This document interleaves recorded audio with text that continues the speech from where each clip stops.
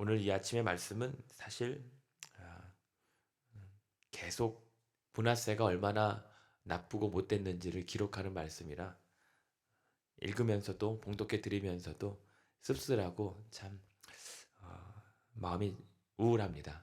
그럼에도 불구하고 이 문하세 왕의 기록이 바로 우리 자신들의 이야기가 될 수 있다는 사실로 말씀을 드리고 싶습니다. 그것이 그럴 것이 무엇이냐면 이 므낫세 왕의 아버지는 우리가 어제 보았던 히스기야 왕입니다. 하나님께서 특별하고 심히 부와 영광을 부어주셨던 이 아버지 왕의 후광을 입었을 법도 한데 오히려 아버지와는 전혀 다른 행보를 보이는 아들 왕의 모습을 보면서 우리가 또 한 번 확인하게 되는 건 뭐냐면 신앙은 아버지 신앙이나 어머니 신앙으로 하는 게 아니라 각자 자신의 몫으로 한다는 것입니다. 구원도 마찬가지입니다. 구원도 별개의 것입니다. 히스기야 왕이 아무리 하나님께서 특별한 은혜를 부어주셨고 나라를 부강하게 했음에도 불구하고 그것이 대를 이어서 그렇게 된다는 보장은 없다. 이 사실을 우리는 확인하게 됩니다. 음, 지금 므낫세 왕이 이어받은 건 뭐냐면 히스기야 왕 때 쌓아놨던 나라의 강성함, 부요함, 이런 어떤 신앙의 유산과 또 물질적인 축복도 많이 있었단 말입니다. 그런데 이 므낫세가 왜 오늘 읽어드렸던 1절에서 9절만 봐도 잘했다는 것은 하나도 없고 또 죄를 짓고 또 죄를 짓고 또 죄를 지었다라고 하는 기록밖에 없습니다. 참 사람은 알 수가 없는 것 같습니다. 더군다나 이 3절에 보시면 이 므낫세가 지었던 죄악 중에 끔찍한 거는 3절에 그의 아버지 히스기야가 헐어버린 산당들을 다시 세웠다는 겁니다. 아니 모든 왕들이 그렇게 어렵게 하지 못했던 일들을 히스기야 왕이 그렇게 산당들을 각 지역과 가정에 숨겨져 있는 예배처소를 다 폐하고 하나님 중심의 예배를 겨우 세우는가 싶었더니 한 대도 못 갈아서 그 아버지가 허물었던 산당들을 다시 재건하는 역사를 이룹니다. 그것도 모자라서 3절에 보면 거기에서 아사랴 목상, 바알 제단, 1월 성신을 경배하며 섬깁니다. 태양신과 달신을 섬긴다는 겁니다. 4절에 보면 그 여호와의 전에 이르시기를 하나님의 이름을 거기 성전에 두겠다라고 하셨던 그 성전 마당에 어떤 짓을 하냐면 6절입니다. 자기 아들들을 불가운데로 지나게 합니다.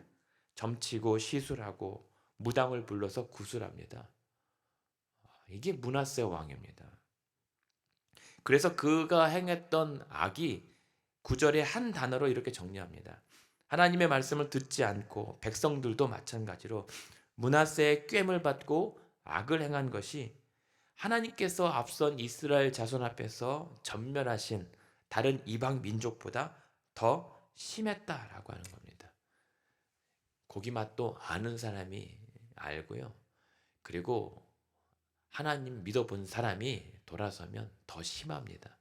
교회 다녀본 사람이 또 삐뚤어지면 더 돌이킬 수 없을 정도로 되는 것처럼 므낫세 왕의 꾀임을 받고 이스라엘 백성들이 하나님 앞에 죄를 범하였던 것은 오히려 몇 심판의 진멸의 대상이었던 이방 족속보다 더 심했다는 기록이 우리를 되게 많이 아프게 합니다. 차라리 애초부터 하나님을 몰랐던 사람이 하나님을 믿기 시작하면 그래도 그 은혜의 충분함 때문에 감격과 눈물을 조금 흘려보기라도 합니다. 근데 왕년의 신앙으로 교회를 다녔을 때 그 뜨거웠던 기억이 있는 성도가 한번 하나님 앞에 비치면 이게 걷잡을 수 없는 비판과 조롱과 하나님을 대적하는 것으로 이어지는 것을 우리가 심심찮게 보게 됩니다.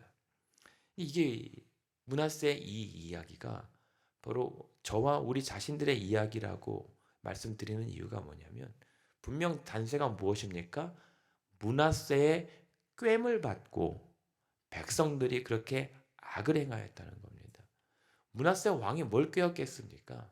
그랬지 않겠습니까? 하나님을 믿는 백성들이 이것도 하라고, 아들도 제물로 바쳐보라고 하고 온갖 잡신들을 섬기는 것을 므낫세 왕이 솔선수범하니까 백성들이 그렇게 따라하게 된 것 아닙니까? 그게 미혹입니다. 그런데 여러분, 놀라운 것은 21장 1절입니다. 므낫세가 왕이 될 때에 12살이었습니다. 그런데 안타깝게도 12살인데 55년간을 다스립니다. 55년간 이런 상태로 나라를 다스렸으면 안 망가질 나라가 없는 겁니다. 안타깝게도 더 안타까운 건 뭐냐면 그럼에도 불구하고 이들의 나라가 잘 살고 있었다는 겁니다. 아버지 때 받은 히스기야 왕 때 거둬들였던 하나님의 그 축복의 열매들을 그 부유함과 경제적으로 풍성함 때문에 오히려 55년 동안 아무런 문제 없이 그래도 괜찮겠거니 하고 살았을 므낫세와 백성들의 꼴이 말이 아니게 된단 말입니다. 물론 엄밀히 따지면 55년 전체는 아닙니다. 한 마지막 므낫세가 죽기 몇 년 정도까지가 전까지가 이렇게 됐겠죠. 그런데 이 결과로 말미암아 결국에는 하나님께서 21장 11절에 보면 죄를 가만히 보고만 있지 않습니다. 11절에 보면 유다를 심하게 범죄하게 하였기 때문에 12절에 예루살렘과 유다에 재앙을 내리고 13절에 보면 북이스라엘의 아합의 집을 그렇게 멸족시켰던 것처럼 사람이 그릇을 씻어 엎어놓은 것처럼 예루살렘을 씻어 엎어버리겠다라고 하나님께서 말씀하십니다. 그리고 14절에 보면 그를 통해서 이스라엘 이 유다 백성들을 원수들의 노략거리와 겁탈거리가 되게 만드시는 겁니다. 이게 하나님의 심판이었던 거죠. 그런데 이 하나님께서 이 심판하실 때의 이 심판의 이 말씀은 그냥 하시는 게 아닙니다. 이미 지금 열왕기 하를 보았으니까요. 열왕기 상에 우리 열왕기 상 한번 찾아보실까요? 열왕기 상 9장 8절입니다. 열왕기 상 9장 1절부터 쭉 되어지는 말씀인데 9장 6절입니다. 열왕기상 9장 6절에 보면 아닙니다. 그냥 아예 좀 훑어드릴게요. 3절에 보면 하나님께서 솔로몬에게 나타나서 성전을 향하여 하나님 앞에 영광 올려드리고 성전을 향한 기도에 하나님께서 어떻게 응답하시냐면 9장 3절에 보면 너의 기도와 간구를 들었으므로 이 성전을 거룩하게 구별하여 내 이름과 눈길과 마음을 항상 이 성전에 두겠다. 내가 이곳에 거해 주겠다 라고 말씀하십니다. 그래서 4절 5절에 보면 너희가 그래서 이 법도와 율례를 잘 지켜 행하면 너의 왕위를 견고하게 할 것이다. 여기까지는 좋습니다. 그러나 6절에 보면 너희가 나를 따르지 않고 계명과 법도를 지키지 아니하고 다른 신을 섬겨 그것을 경배하면 7절 내가 너희를 던져버리니 모든 민족 가운데 속담거리와 이야기거리가 되게 할 것이고 이 성전이 높을지라도 지나가는 자마다 놀라며 비웃어 이를 것이다 라고 얘기를 합니다. 이게 하나님께서 이 성전을 받으셨을 때에 하신 약속입니다. 그러니 지금 다시 오늘 본문에 돌아가면 21장 14절에 역대하에 보면 너희와 너희를 노략거리와 겁탈거리로 되게 하겠다는 것은 뭐냐면 이미 하나님께서 백성들과 계약을 맺을 때 하신 계약서를 이행하는 겁니다. 이들은 하나님의 구절에 보면 이러한 백성이 그 하나님의 경고를 듣지 아니하였다라고 하는 것은 계약을 파기한 대가를 내가 치르겠다 자처했던 결과가 하나님의 심판이었던 겁니다. 그러니까 무서운 겁니다. 이 성전이 겁탈거리, 노략거리, 사람들의 속담과 이야기거리가 되겠다고 하는 것. 이 성전이 아무리 화려하고 높다라고 할지라도 사람들이 비웃으며 고개를 저으며 가로되 이 성전이 어떻게 되었는고? 라고 이야기거리가 되는 것은 사실 교회 이야기입니다. 우리의 신앙의 이야기고 우리 성도들의 각자의 믿음의 이야기인 겁니다. 하나님을 잘 믿을 때까지는 좋은데 그 잘 믿는 것, 우리가 요아성 왕 때도 그랬던 것처럼 요아를 찾는 동안에는, 혹은 하나님의 말씀의 통제를 받는 동안에는 하나님께서 그를 형통케 하셨고 번성케 하셨지만, 그를 떠나는 순간 완전 믿지 않는 백성과 다를 바 없고 오히려 믿지 않는 이민족보다 더 심하게 추락했던 사람들의 모습이 바로 다름 아닌 예루살렘 성도들이었고 하나님의 세우신 왕들의 모습이었단 말입니다. 그렇다면 오늘 목사라고 하는 저와 신실했다라고 하는, 정말 교회 잘 다니고 하나님 잘 믿는다라고 칭찬받는 성도들이라고 다를까요? 사람들이 좋아하고 분위기도 좋고 정말 사람들이 많이 오가는 부흥하는 교회라고 할지라도, 만약에 그 교회와 성도들의 신앙 안에서 하나님의 명령과 율법이 저버리고 하나님을 등지고 이럴 성신 따위를 경배한다면 오늘도 동일합니다. 하나님의 교회는 속담거리와 이야기거리가 될 것이고, 이 교회가 어떻게 저 모양이 되었는고라고 탄식 대상으로 바뀌는 것은 동일한 하나님의 언약에 근거합니다. 그래서 므낫세 이야기가 참 아프단 말입니다. 한 사람이 공동체 전체와 나라 전체를 이렇게 쉽게 말아먹을 수 있다니. 그리고 하나님은 왜 그를 심판하지 않고 2년, 1년 단명시키지 않고 무려 55년 동안이나 다스리게 하셨을까? 그게 더 의아합니다. 왜 하나님은 이것을 50년 넘게 보고만 계셨을까? 얼마나 힘들었겠어요. 만약에 이것이 한 교회 성도들이라면. 그런데요, 므낫세의 반전이 있습니다. 열왕기서에서는 이렇게 처참하게 끝나거든요. 그런데 오늘도 우리가 역대하 33장을 한번 찾아봐야죠. 역대하 33장입니다. 702페이지입니다. 역대하 33장 9절부터 보시면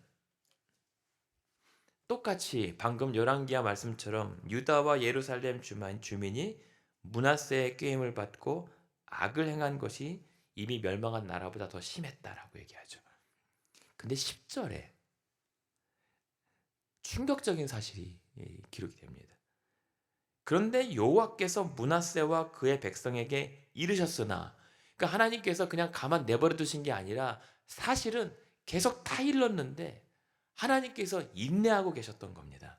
그냥 보고만 계신 게 아니라 계속 붙잡았어요. 사실 하나님은 우리가 왕들의 기록들을 계속 봤을 때 히스기야도 마찬가지잖아요. 그를 계속 시험했다라고 하는 것은 그가 교만해서 넘어질 것을 아시기에 그를 놓치지 싫으셔서 계속 잡았다 놨다 잡았다 놨다, 그를 어찌할 거냐 안타까운 마음으로 붙잡고 계셨던 겁니다.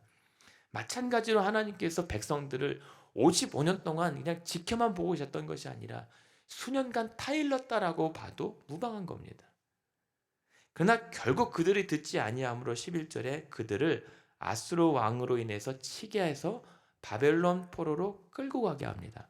이때는 지금 현재 아수르가 가장 강대국이고 바벨론은 아직 이제 점점 일어나고 있었던 시기, 그래서 바벨론 지역조차도 아수르가 통제하던 시기였습니다. 그러니까 이 말은 뭐냐면 바벨론 포로 시대 바사왕이 아니라 아수르가 여전히 북쪽 이스라엘을 괴롭히고 멸망시켰던 그 강대국이었을 때 이 남쪽의 므낫세도 하나님의 심판으로 포로로 바벨론 지역으로 끌려갔던 사건을 얘기합니다. 그런데 여기서 반전이 일어나는 게 12절입니다. 므낫세가 포로로 끌려가서 거기서 고생을 한 다음에 그가 환난을 당할 때에 그제서야 하나님 여호와께 간구하고 하나님 앞에 겸손해졌다라고 얘기합니다. 그리고 중요한 것은 13절에 그가 기도하였으므로 하나님이 그의 기도를 받으시고 그의 간구를 들으셔서 그를 회복시키셨다는 말씀을 하게 됩니다. 그리고 므낫세가 그제서야 하나님 여호와가 하나님이신 줄을 알았다라고 하는 기록이 나옵니다. 이 므낫세 인생의 반전입니다. 대략 이때가 한 55년을 통치했다면 길게 잡으면 한 5년 정도 남겨놓고 한 50년째 정도의 일했을 것으로 보입니다. 정확한 시기는 안 나옵니다. 그러나 중요한 건 뭐죠? 하나님 보시기에는 그 50년도의 악정보다 마지막 그 끄트머리에 하나님이 여호와가 하나님인 줄 깨닫고 회개하고 겸손하게 돌아왔다라는 사실이 그의 인생을 더 크게 만드는 겁니다. 이게 반전의 역사라는 겁니다. 우리가 인간적으로 봤을 때는 그렇게 50년 동안 나쁜 짓 하고 마지막 끄트머리 몇 년 그렇게 회개하고 살았다고 그 사람을 우리가 좋게 받아들일지는 의문입니다. 그러나 하나님은 그런 인생에도 불구하고 그제서야 여호와께서 하나님이신 줄을 알면서 회개했을 때 하나님이 그의 기도를 들으셨다는 겁니다. 그의 회개를 받으셨다는 겁니다.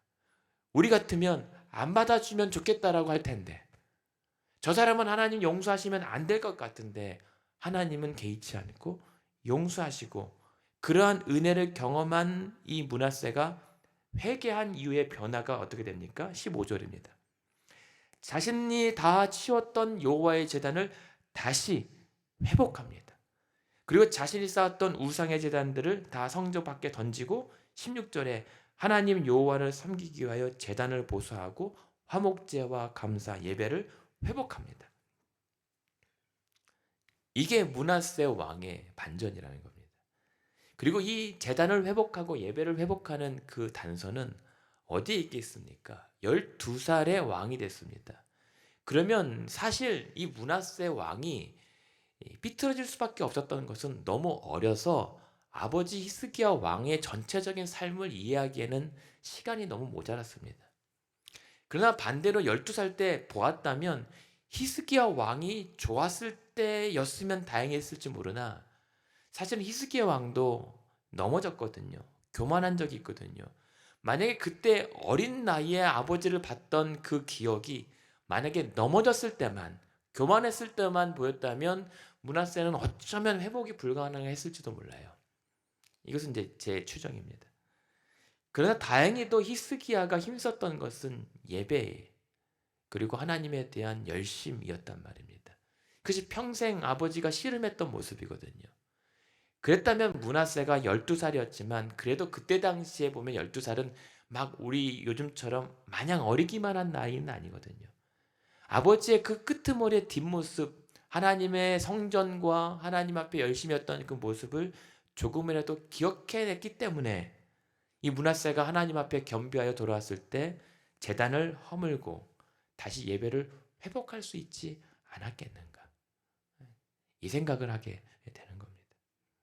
그래서 오늘 우리가 소망이 있는 건 뭐냐면, 인생 전체를 보여주지 않아도 마지막 내 자녀들과 믿음의 후배들에게 그 신실한 마지막 모습만 물려줄 수만 있다면 그것도 어쩌면 큰 은혜가 될 수도 있다라는 생각을 해보게 되는 겁니다. 그래서 여러분의 오늘 이 기도가 역시 헛되지 않은 겁니다. 기가 막히죠. 자식들은 어렸을 때 부모님과 새벽 예배에 나갈 줄 모르고 안 나갑니다. 그런데 그 자녀들이 크면 자신들이 이렇게 된 것은 다 부모님의 기도 덕분이래요. 같이 기도한 것을 가지도 않았는데도 알아요. 부모님이 나를 위하여 기도하고 있다는 사실. 이것이 멀리 못 나가게 합니다. 멀리 삐뚤어지고 싶어도 돌아오게 하는 은혜의 용수철 같은 힘이라고 저는 생각하거든요. 그래서 이 아침에 여러분의 성도님들의 기도는 하나님께서 외면하지 않으신다는 사실을 믿습니다. 그 가운데 이렇게 돌아왔던 이 므낫세의 회개를 통해서 조금 전에 역대하에서 보았지만 나중에 또 더 나아가면 하나님께서 뭐라고 얘기를 하냐면 신명기 말씀인데요. 먼저 여기를 먼저 보고 한번 찾아볼게요. 그렇게 하나님께서 했지만 19절에 보면 뭐라고 얘기하냐면 19절에 그의 기도와 그의 기도를 들으신 것과 그의 모든 죄와 허물과 겸손하기 전에 산당을 세운 것과 아세라 목상과 우상을 세운 것들이 다 기록이 되었다라고 얘기하잖아요. 자신의 모든 지난날의 산당을 다시 세웠던 것과 그리고 하나님 앞에 기도했을 때 하나님께서 그의 기도를 다 들은 모든 이 신앙의 간증들을 기록되었다라고 얘기하는 겁니다. 그러니까 얼마나 므낫세가 말년에 그랬겠어요. 아버지가 겨우 허물었던 산당들을 다시 재건했던 그 손으로 다시 손으로 그 산당들을 제거해 나가는 이 모습들 참 아이러니합니다. 근데 한계가 있어요. 17절에 보면 그러나 백성이 50년 넘게 망가진 백성들이 하나님 여호와께만 드렸으나 아직도 산당에서 제사를 드렸다라고 하는 이 한계. 그러니까는 여전히 겨우 회복되나 싶었지만 결국은 다시 그 한계에서 부딪히게 되고 나중에 백성들이 하나님의 심판을 받는 게 뭐냐면 므낫세 때문에 지은 죄 때문에 이스라엘 백성들이 심판받게 되는 장면이 나옵니다. 하지만 그럼에도 불구하고 므낫세의 반전은 그렇게 패역한 왕이 회개했을 때 하나님께서 그의 회개를 받아주셨다라고 하는 것입니다. 그런데 이 또한 그냥 알아서 봐줄게 했던 것이 아닙니다. 이 또한 하나님께서 분명히 약속했었던 그 언약의 근거에서 그를 용서해 준 거란 말입니다. 우리 한 번 더 찾아볼게요. 구약성경 신명기입니다. 신명기 28장입니다. 신명기 28장. 신명기 28장 36절입니다. 28장 36절. 신명기 28장 36절에 보면 마찬가지로 사실은 성전을 향하여 하신 약속은 모세 때로 거슬러 올라갑니다.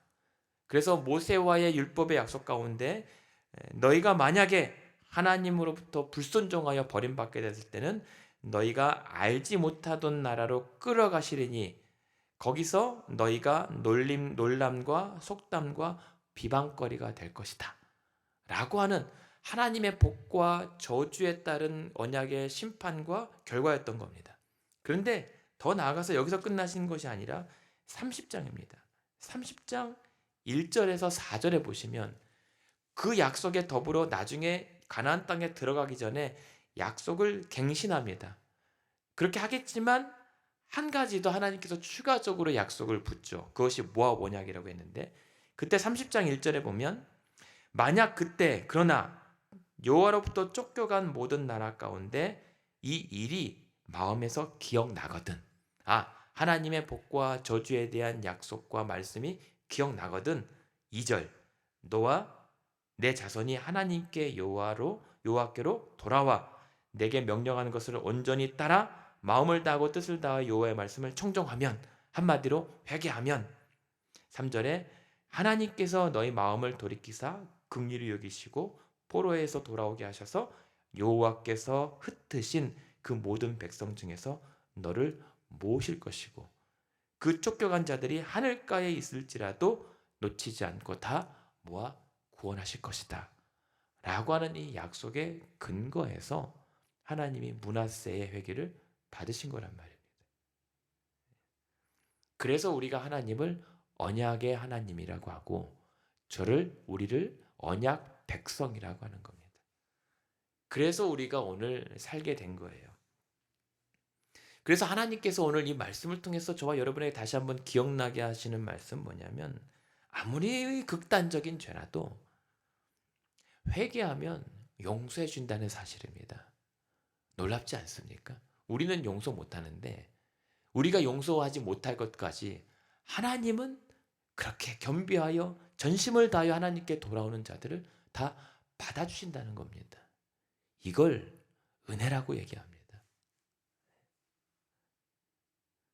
그 가운데 여기서 아까 오늘 본문으로 이제 돌아와서 말씀을 이제 마치게 되면 역대하 33장에 보면 그럼에도 불구하고 이 아버지의 회개가 아들의 회개로 또 이어지지는 못한다는 겁니다.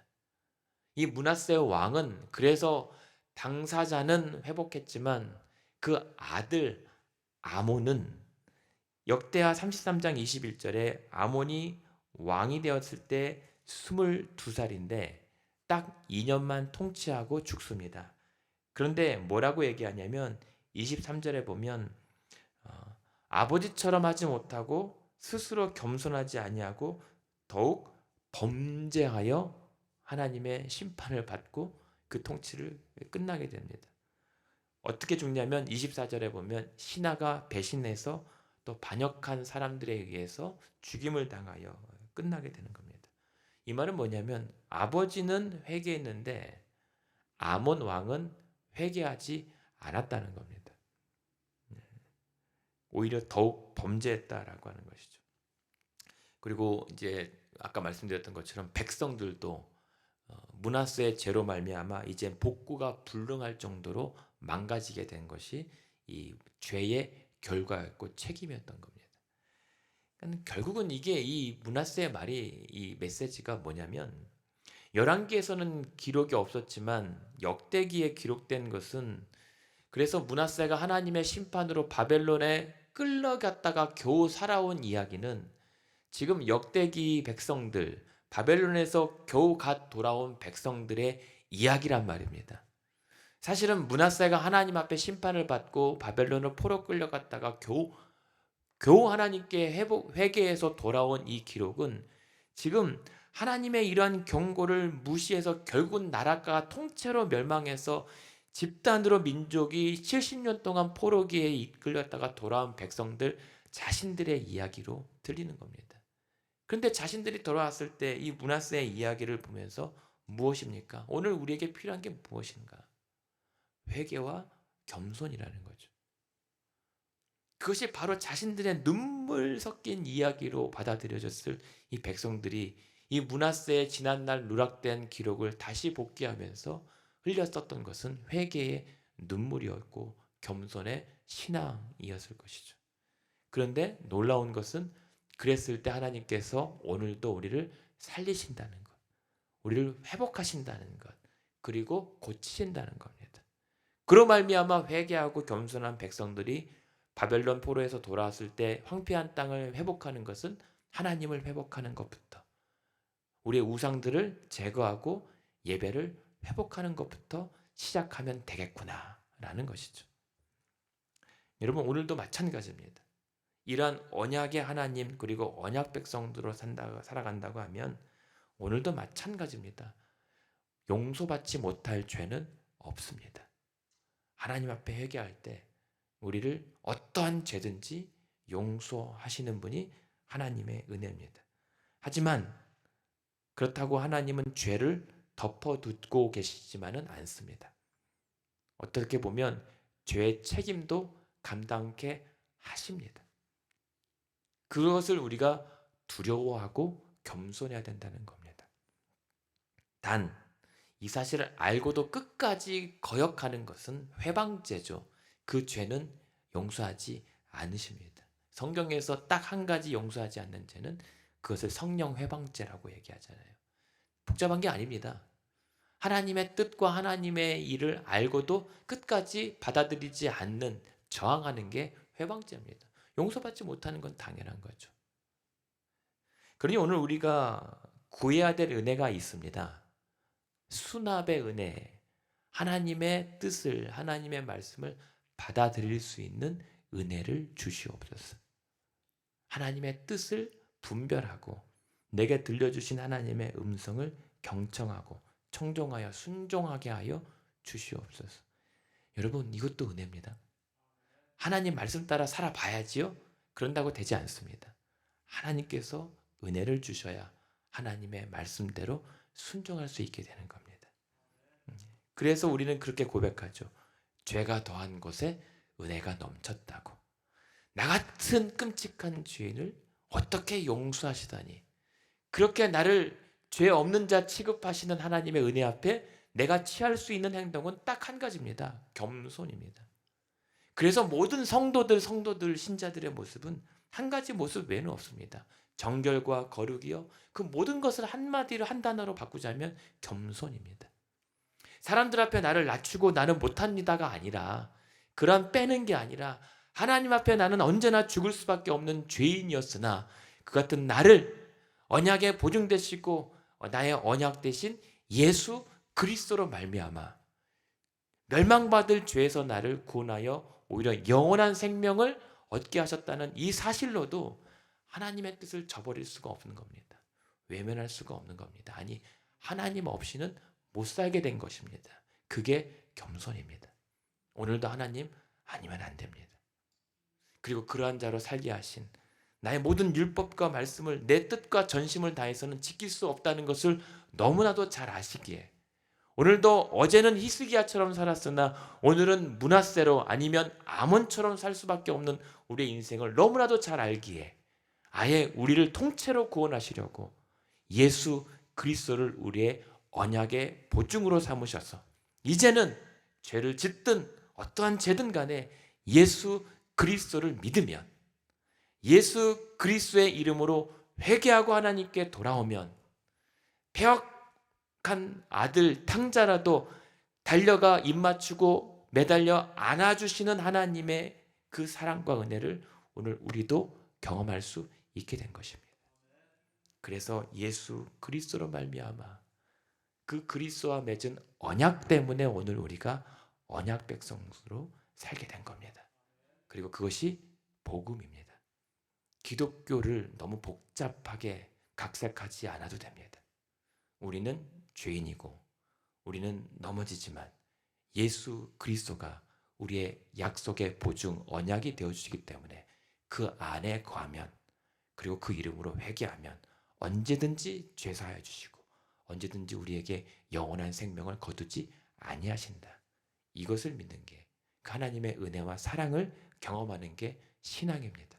오늘도 그러한 십자가의 은혜를 마음껏 누리시고 자책하지 마시고 후회하지 마시고 회개하십시오. 그리고 겸손하면 그 가운데 그 기쁨의 은혜가 넘치게 하실 줄로 믿습니다. 그러한 복음의 언약 성도들 하루 되시기를 우리 예수님의 이름으로 축원합니다.